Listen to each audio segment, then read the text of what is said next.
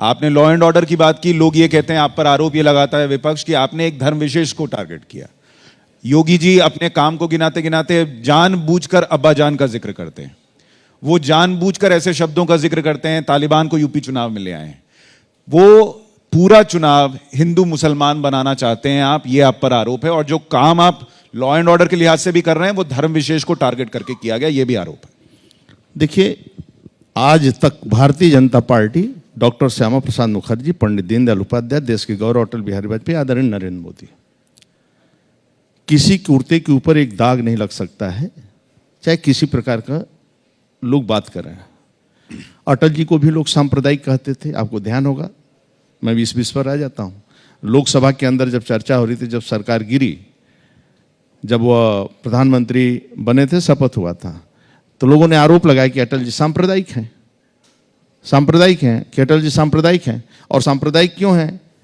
राम मंदिर की बात करना सांप्रदायिक है, 370 धारा हटाना सांप्रदायिक है, अपने को हिंदू कहना सांप्रदायिक है, सामान्य नागरिक संहिता लागू करना सांप्रदायिक है। यदि ये सांप्रदायिक है तो मैं सांप्रदायिक हूं। और मुसलमानों के पोस्टर लगा देना, लेकिन सांप्रदायिक हूं। हिंदू सीए कानून का विरोध करने पर मुसलमानों अब्बा जान की आप बात की, अब्बा जान तो सम्मान का है, अब्बा जान तो सम्मान का चीज है।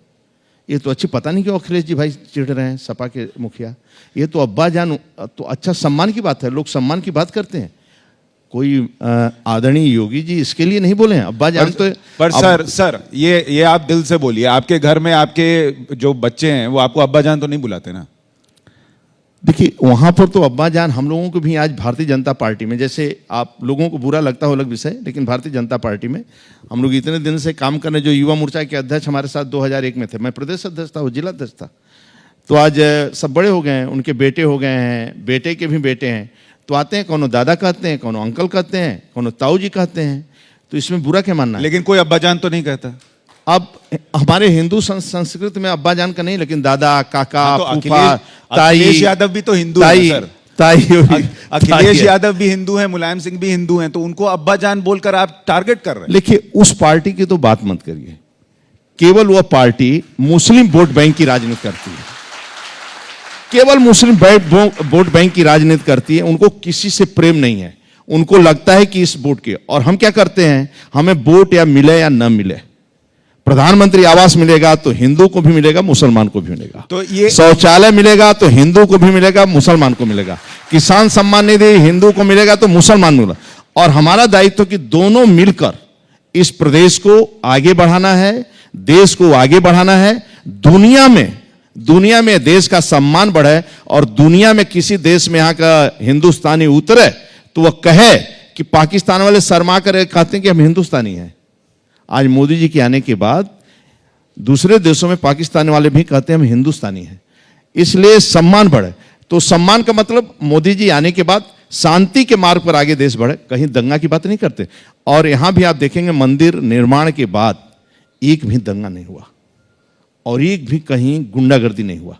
यानी ये आदरणीय योगी जी का प्रताप है और उनका काम बोलता है। सर, मैं मंदिर निर्माण पर भी आऊंगा, लेकिन आप ये स्वीकार कर लीजिए, जो अभी आप कह रहे हैं कि उस पार्टी यानी समाजवादी पार्टी को आप कह रहे हैं कि वो मुस्लिम तुष्टीकरण की ही पॉलिटिक्स करती है, तो आप ये मान लीजिए ना कि योगी आदित्यनाथ अब्बा जान बोलकर जानबूझकर हिंदू वोटर को बताना चाहते हैं कि देखो ये मुस्लिम वोटों की तुष्टीकरण करते हैं, इसलिए मैं इनको अब्बा जान बुला रहा हूं। नहीं, ऐसा नहीं है।